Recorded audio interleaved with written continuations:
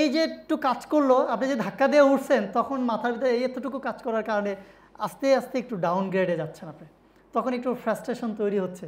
এবং এই ফ্রাস্ট্রেশন তৈরি হওয়ার সাথে সাথেই মাইন্ড পরিচালনা করে কিন্তু আমার এভরিথিং, ঠিক আছে?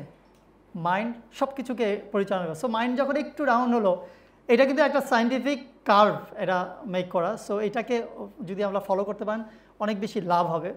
আপনার যে ফ্রাস্ট্রেশন আসলে যে জিনিসটা ঘটে আলটিমেটলি হচ্ছে গিয়ে recognition that things are different. মাথায় চিন্তা করা শুরু করে, আমি যেটা করেছি ওইটা দিয়ে সাকসেস হবে নাকি অমুকে দেখলাম যে সাকসেস হয়েছে, আসলে ওইটা আমার জন্য ভালো।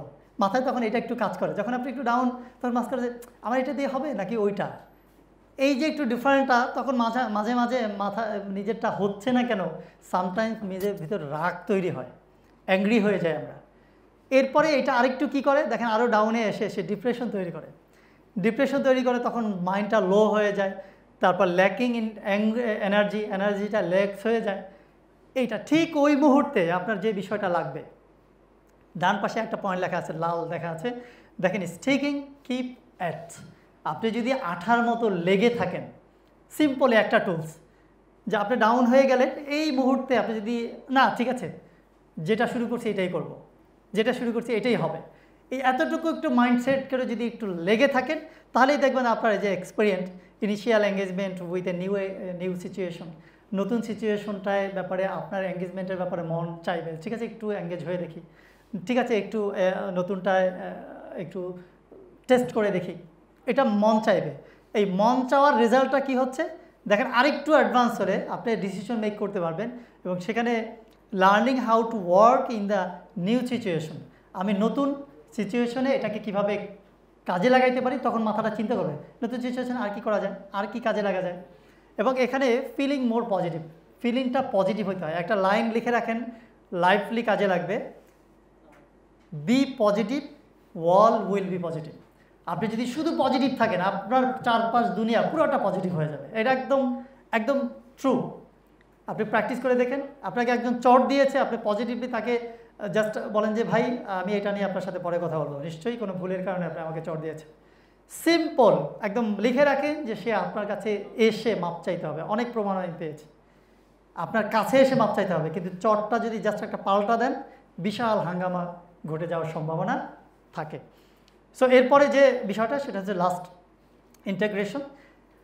এটা হচ্ছে গিয়ে আপনার যে দেখবেন যে চেঞ্জেস ইন্টিগ্রেশন, আপনার নতুন নতুন কিছু চেঞ্জ হইতে থাকবে তখন। এবং এটা এরকম একটা পর্যায়ে গিয়ে দাঁড়াবে, এ রিনিউড ইন্ডিভিজুয়াল, আপনাকে নতুন জন্ম হয়েছে এবং নতুনভাবে শুরু করেছেন, নতুন উদ্যোগ। আমরা মোস্ট এক্সপেক্টেড ওয়ান হিসেবে 5টা এক্সাম্পল, 5টা নিচের 5টা এক্সাম্পল হিসেবে দাঁড় করাইতেছি। এক নম্বর হচ্ছে ডক্টর জাহাঙ্গীর কবির, আমরা সবাই চিনি। ডক্টর জাহাঙ্গীর কবির কিউএ ওনাকে মোস্ট এক্সপেক্টেড করছে, একই টপিক্সের মানে বিভিন্ন টপিক্সে উনি শর্ট ভিডিও রেগুলার দিছে, বিভিন্ন ফ্রি ওয়ার্কশপ মানে হেলথ রিলেটেড ফ্রি ওয়ার্কশপ অনলাইনেও করছে, অফলাইনেও করছে। উনি হচ্ছে ফ্রি কনসালটেন্সি দিচ্ছে। এই ফ্রিটা আমরা তো করতে মানে ফ্রিটা আমরা করি কি, ইকরাম ভাইকে ফ্রিটা গিফট দিতে আমরা খুব পছন্দ করি, কিন্তু কাস্টমারের জন্য ফ্রিটা রাখতে গেলে আমাদের অনেক টাকা নষ্ট হয়ে যায়, কিন্তু ওনারা ফ্রি সময়টা অনেক দেয়। ওকে, ফ্রি কনসালটেন্সি অনেক দিচ্ছে, দিয়ে ওনাকে রেপুটেড করছে। উনি হচ্ছে ওনার একটা ইউটিউব চ্যানেলে আলাদাভাবে ওনার অডিয়েন্স গ্রো করছে, যেখানে হচ্ছে 26 লাখ মেম্বার আছে।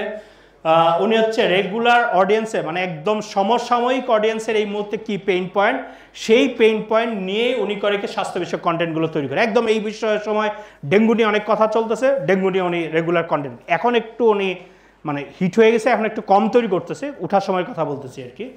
তারপর হচ্ছে উনি অডিয়েন্সদের বিভিন্ন প্রবলেম নিয়ে রেগুলার খুব এঙ্গেজ থাকে, যে কোনো নক দিলে যে কোনো ইয়ে করলে এগুলি নিয়ে সবসময় অ্যান্সার দেওয়ার চেষ্টা করে বা মিট করার চেষ্টা করে। ওকে, এইটার মাধ্যমে ডক্টর জাহাঙ্গীর কবির স্বাস্থ্য বিষয়ক একজন মোস্ট ওয়ান্টেড পার্সন হিসেবে নিজেকে তৈরি করতে পারছে। দ্যাটস ওয়াই ওনার বিজনেসের যেই প্রোডাক্টগুলো খুব সেল হয় এবং ওই প্রোডাক্টে খুব বেশি অ্যাড রানও করতে হয় না, বা অ্যাড রান করলেও এটাতে কনভার্সন রেটটা অনেক বেশি। কেন? As a doctor Jahangir Kabir as a বিশ্বস্ত ব্যক্তি। ডক্টর জাহাঙ্গীর কবিরকে আমরা একজন শুধু সেলসম্যান হিসেবে চিনি না, ডক্টর জাহাঙ্গীর কবির বিজনেস করতেছে, কোনো দোষে কিছু না, কিন্তু ওই বিজনেসটা করতেছে। আমরা ডক্টর জাহাঙ্গীর কবিরের কোনো চেম্বারে কেউ কি যাওয়ার সুযোগ হয়েছে? মানে খুবই দামি খাবার না, কিন্তু তারপর দেখবো ওখানে ভিড়, মানে ওইখানে বুঝে তারপর ভিড় শুধু কেন? এটাকে উনি যদি সেলসম্যান হিসেবে জাহাঙ্গীর কবির আইসা যদি বলতো এই মরিঙ্গা পাউডার খাইলে আপনি একদম সুস্থ হয়ে যাবে, এরকম বললে ওই জায়গাটা তৈরি হইতো? সো উনি ওই জায়গাটা তৈরি করার জন্য এই কাজগুলো করছে, এই কারণে উনি এখন বেশি টাকা বললে ওই প্রোডাক্টগুলো কিনতেছে। ওকে, সো সেকেন্ড হচ্ছে আমরা একটু যাই দ্রুত, ফিশ ভ্যালি। এর হচ্ছে রাসেল হোসেন, মানে এর আগের একটা ওয়ার্কশপে রাসেল হোসেন নিয়ে বলছি, পরে কোনো একটা ভিডিও ফুটেজ মনে দেখছে, দেখে রাসেল আবার কন্টেন্ট নিয়ে সাথে যোগাযোগ করছে যে খুবই খুশি ওর নিয়ে কথা বলছি এই জন্য। যে রাসেল হোসেন হচ্ছে সে মাছ বিক্রি করে, আমরা মাছ বিক্রি করলেও এক্সাম্পল হিসেবে একটাই জানি, ওই মাছ, এই মাছটা ভালো, চাঁদপুর থেকে আনছি, এই সে এগুলি বলার ইয়াটাই বেশি দেখি না। আচ্ছা, রাসেল হোসেনের ঘটনাটা কি?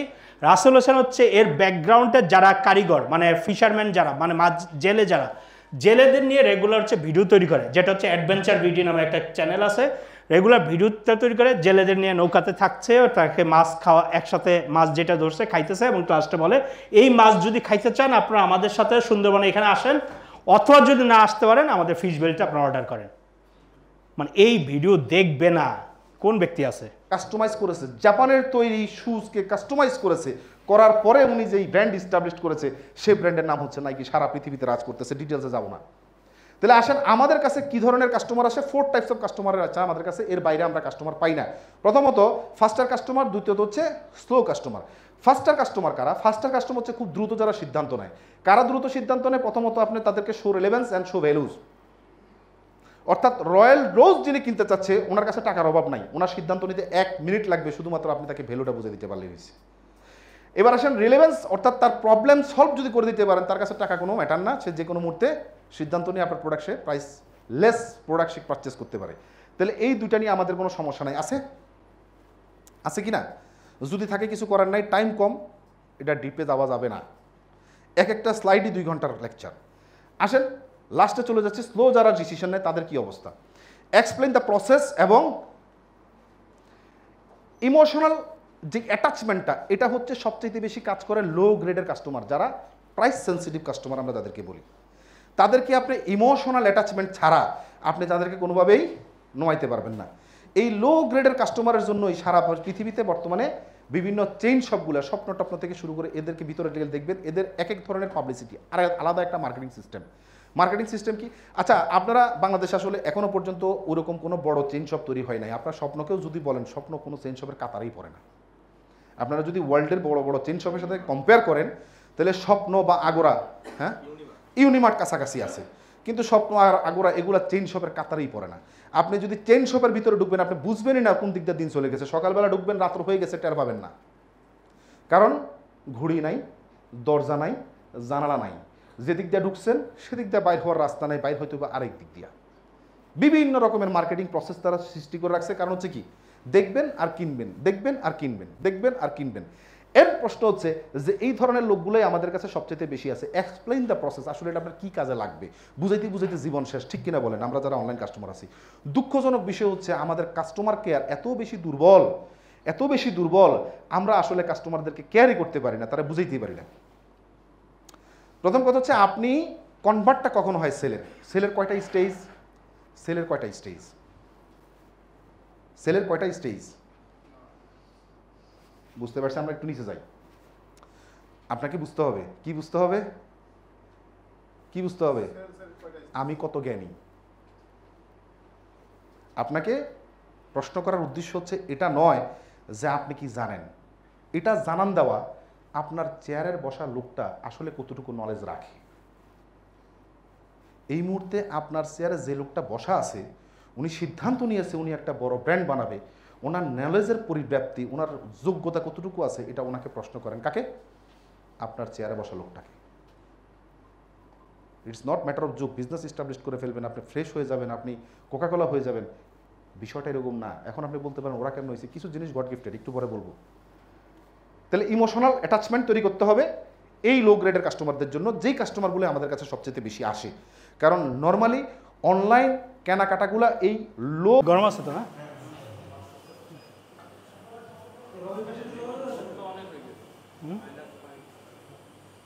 শহীদুল ইসলাম রবিন,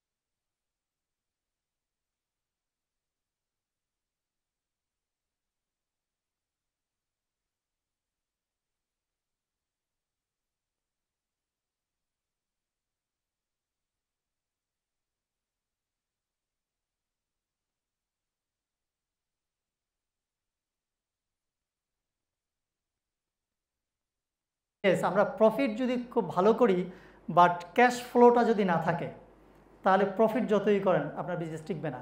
একদম লিখে রাখেন, বিজনেস মরে যাবে। ক্যাশ ফ্লোটা খুব জরুরি।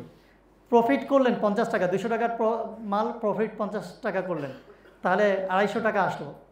একটা কোনো বিজনেস হয়, একটা হলো স্টার্ট হয়, একটা গ্রোথ হয়, সাস্টেইন করে। এটা নিয়ে আমি আজকে কথা বলবো না, এটা বিশাল কাজ। একটা স্টার্ট, শুধু এতটুকু বলি যে একটা বিজনেস স্টার্ট করার জন্যে স্টার্টটাকে শুধু আমরা মাথায় চিন্তা আসলে বা শুরু করলে বা মোনাজাত দিয়ে উদ্বোধন করলে স্টার্ট বলি, এটা স্টার্ট না। স্টার্ট হচ্ছে গিয়ে আমার বিজনেসটা একটা গ্রোথের আগ পর্যন্ত টিকে থাকা পর্যন্ত স্টার্ট। এর বিরুদ্ধে আমার বিভিন্ন ডিজিটাল মার্কেটাররা, মেন্টররা আমার বিরুদ্ধে লেখা শুরু করেছে, আমি বিশাল মার্কেটার হয়ে গেছি। কিন্তু এখন শুনলে আপনাদের কাছে অদ্ভুত লাগে না? আরে ভাই কি অদ্ভুত কথা, প্রত্যেকটা আমার বিশ্বাসযোগ্য। মানে একটা মানুষ 30,000 কমেন্ট করতে পারে, এটা আপনি কল্পনার চোখে দেখতে পারেন। এটা আমার কল্পনা তো আসে না, একটা মানুষ এই টাইপের করতে পারে কীভাবে, ঠিক আছে? সো এইটা এখন আমরা করতেছি 30,000 যেরকম কল্পনা করা যায় না, এখন এইটা নিয়ে একসময় বলবে ভাই একটা ফেসবুকের একটা বিজনেসে পার মান্থে $50,000 খরচ করে, এটা 1 বছর পরে এইটা নিয়ে বলবেন, এইটাও কল্পনার চোখে আসবে না, ঠিক আছে? সো প্রোগ্রামটিতে সারা বাংলাদেশ থেকে আজকে এসেছে অসংখ্য উদ্যোক্তা। এই তরুণ উদ্যোক্তাদের মিলন মেলায় আমি নিজেকে একত্রিত করতে পেরে এবং উপস্থিত থাকতে পেরে খুবই আনন্দিত। এই প্রোগ্রামে তরুণ উদ্যোক্তাদের বিজনেস নিয়ে যে নতুন নতুন টিপস দেওয়া হয়েছে সত্যি প্রশংসার দাবি রাখে। আমি বিশ্বাস করি আজকের এই নতুন নতুন ট্রেনিংয়ের যে টিপস এসেছে এই দিয়ে নতুন উদ্যোক্তারা অনেক বেশি লাভবান হবেন এবং এই ধরনের প্রোগ্রাম কন্টিনিউ করানোর জন্য আমি বেওয়েব এবং কন্টেন্ট কিংকে রিকোয়েস্ট করব।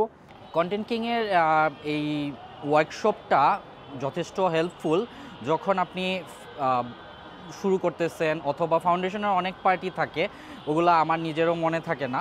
সো যখন আমরা একটা ইজি ওয়েতে কোনো ওয়ার্কশপে যেতে পারি, এক্সপার্টদের কথা শুনতে পারি, তখন আমাদের জন্য জিনিসটা অনেক সহজ হয়ে যায়।